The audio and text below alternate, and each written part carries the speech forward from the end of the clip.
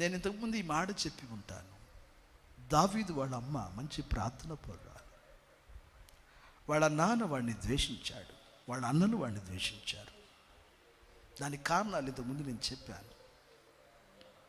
వాళ్ళ నాన్న అనుకుంటాడు వీడు నాకు పుట్టలేదని. వాళ్ళ అమ్మకు తెలుసు వాడు ఎలా పుట్టాడని. వినాలి నా మాట. లేఖనం మాట్లాడుతుంది, వాడిని ఒక్కడనే వెలివేశారు. వాళ్ళ అన్నలు కూడా కనీసం వాళ్ళు దండులో ఉన్నప్పుడు వాళ్ళని చూడటానికి వెళ్ళినా వాడిని ఇష్టపడేవాళ్ళు కాదు. అయితే లేఖనం మాట్లాడుతుంది, గొర్రెల వెంట తిరుగుతున్న వెలివేయబడిన ఈ దావీదును దేవుడు ఇశ్రాయేలు జనులందరి మీద గొప్ప రాజుగా నియమించాడు. ఇప్పుడు విను నా మాట.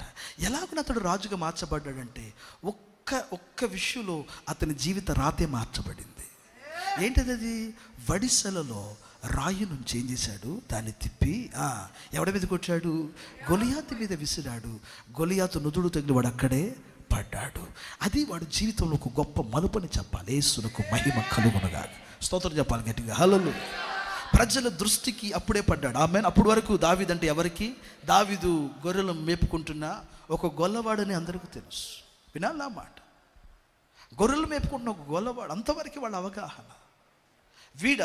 వాడు మంచోడు, ఆడు మొహమే చూడకూడదు ఫస్ట్. ఊర్లో వాళ్ళు అందరూ అనుకున్నది అది. ఆడు మొహం చూస్తే కలిసి రాదు. దావీదుని అందరూ ఇలాగనే భావించారు. నేనల్లా, బైబిల్ అతనే చెప్పాడు అన్నమాట. అతని ముఖం చూస్తే కలిసి రాదని, అతడు దొంగోడని, వింటున్నారా, అతడు దొంగతనం చేశాడని లేనిపోయిన పట్టాలు అతనికి కట్టారు. ఊర్లో ఉన్న వాళ్ళంతా అతని గురించి అవమానంగా మాట్లాడుకున్నారు. ఆడు ఎట పుట్టాడు, ఇంతకీ ఎవరికి పుట్టాడో తెలియలేదురా ఈరోజు కూడా అనేటువంటి నానుడి వాని గురించి ఉంది.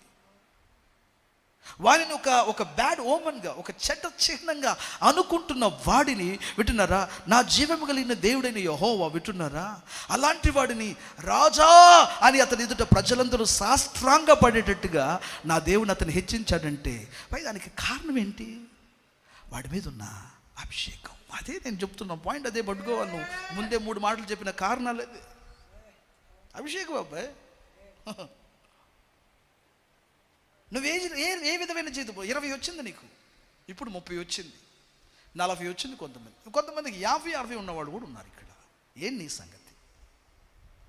ప్రభు దగ్గర ఒక వైరాగ్యంతో అడగాలి. నా జీవితము ఇలా ఉంటే నాకు వద్దు ప్రభు ఈ జీవితం.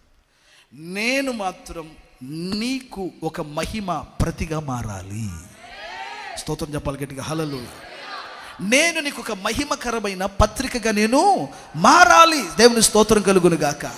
నన్ను గురించి జనులు చెప్పుకుంటున్నప్పుడు అబ్రహాం గురించి ఎట్లా చెప్పుకుంటున్నారో, ఒక యోసేపుని గురించి ఎలా చెప్పుకుంటున్నారో, ఒక దావీదుని గురించి ఎలా చెప్పుకుంటున్నారో, ఒక దానియేలు గురించి ఎలా చెప్పుకుంటున్నారో, ఒక రూతుని గురించి ఎలా చెప్పుకుంటున్నారో, నన్ను గురించి కూడా జనులు అలాంటి మహిమ కలిగిన కార్యాలు చెప్పుకొనట్లు నన్ను హెచ్చించవాని నువ్వు ప్రభుని అడగగలగడమే ఒక అసలు శిశులైన ప్రార్థన ఉన్నదన్నమ్మా.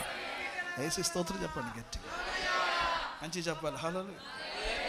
అందరిలో నువ్వు కూడా ఒక సాధారణమైన కామన్ మ్యాన్ ఆర్ కామన్ గర్ల్గా నువ్వు ఉండి నువ్వు చచ్చిపోవచ్చు. అది పెద్ద మ్యాటర్ ఏం కాదు. బట్ నేను అంటున్నాను, నువ్వు చనిపోతే గనక, వింటున్నారా, ఇక అది నీ ముగింపుగా ఉండకూడదు. నేటికి రానున్న తరాలు, రాబోతున్న తరాలలో నిన్ను గురించి మనుషులు మాట్లాడుకుంటూ ఉండాలి అని అంటే, నిన్ను గురించి జనులు మంచి విశేషాలు మాట్లాడుకోవాలంటే ఒక మహిమ పత్రిక అయితే నిన్ను గురించి జనులు మాట్లాడుకుంటారు. దేవునికి స్తోత్రం కలుగునుగా. మంచిగా చెప్పండి, హుషారుగా చెప్పండి. కాబట్టి నేను ప్రజలకు, దేవుని పిల్లలకు నేను చెప్తున్నది ఏంటంటే, ఈ నెలలో నువ్వు దేవుని పాదాలు పట్టుకుని అడగాలి. ఏవని? ప్రభువా, నన్ను గూర్చి ప్రజలు మహిమ కలిగిన కార్యాలు చెప్పుకోవాలి. ఇంగ్లీష్ బైబిల్ అదే అంటాడు, glorious things are spoken of thee, o city of god. వింటున్నారా? Glorious things. తెలుగులో ఏమన్నాడు? ప్రజలు నిన్ను గురించి మిక్కిలి గొప్ప అని అన్నాడు. అయితే ఇంగ్లీష్ బైబిల్ అన్నాడు, నిన్ను గూర్చి ప్రజలు మహిమ కలిగిన కార్యములను మాట్లాడుకుంటారు. ఆమేన్ చెప్పండి గట్టిగా. హల్లెలూయా. అంటే నీ జీవితం ఒక మహిమగా మారాలి యేసు నామమున. హుషారుగా చెప్తారండి, మంచిగా చెప్తారు. హల్లెలూయా. నేను ఎక్కలేనంత ఎత్తుకు రమ్మని చేయి చాపుతున్నాను. ఎంతమంది ఎక్కి రావడానికి సిద్ధంగా ఉన్నారు?